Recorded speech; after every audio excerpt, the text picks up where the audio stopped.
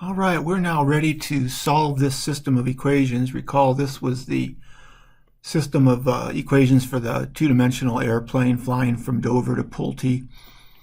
I have the I equation up here. That's the x component of the velocity equations.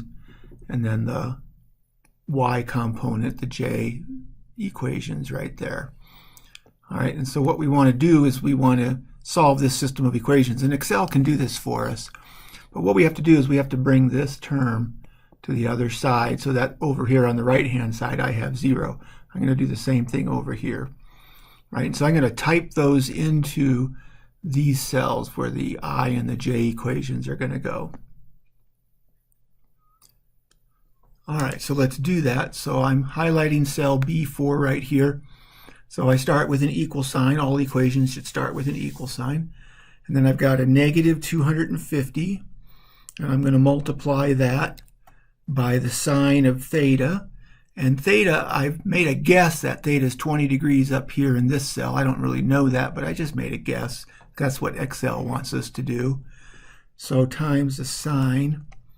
Now, the sine function in Excel needs to be in radians, and so I've got to convert the 20 degrees into radians, but Excel has a function for that also. So I'm just going to type in radians, and that's going to take, you can see it up here, converts degrees to radians.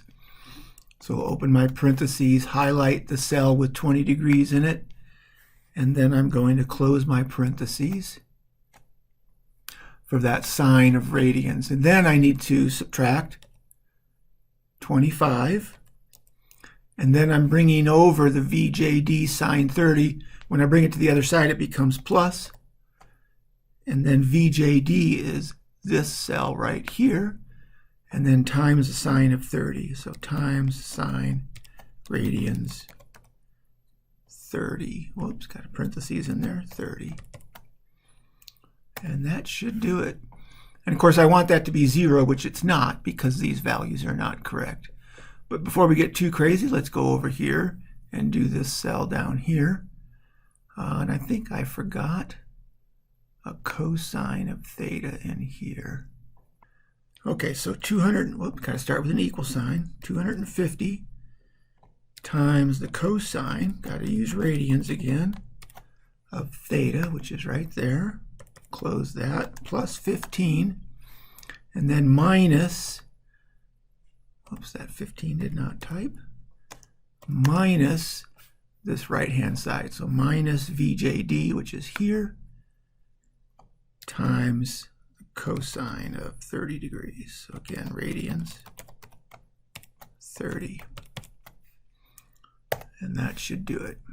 Okay, then what I want to do is I want to have these two equations set equal to 0. Now, Excel will only handle a couple of variables, and then I've got to figure out how am I going to make them both equal to 0. So the way I do that is to make them both equal to 0, I'm going to add them up so that it's equal to 0. But if I just add them together, that's not going to work, because I could have 5 plus negative 5, which would be 0, but they're not both equal to 0. So what I need to do is I'm going to square this equation, and I'm going to square this equation. So I'm going to create another equation here, equal sign. Then I'm going to take this equation and do a caret 2, that's squared, plus this equation squared. And what I want is I want this cell to be equal to 0, or as close to 0 as it can make it. Because if I do that, then these two cells have to be really close to 0. And so then what I do at that point is I use the solver. So to use the solver, I go to Data, and then over here on the right, Solver.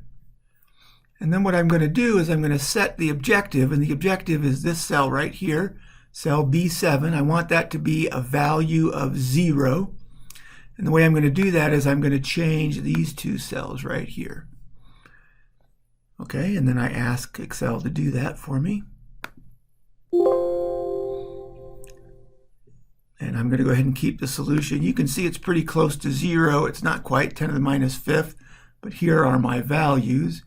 I can run it again, which I oftentimes will do, because then it might even get closer to an actual value. Not that those aren't pretty much close enough, but we'll give it one more shot. And now you can see I'm down to 10 to the minus 16th, which is great. And so the speed of the airplane in the air will be 275 kilometers per hour. And I want to point the nose of the airplane at 26.755 degrees west of north, right? Remember from the diagram, that's west of north.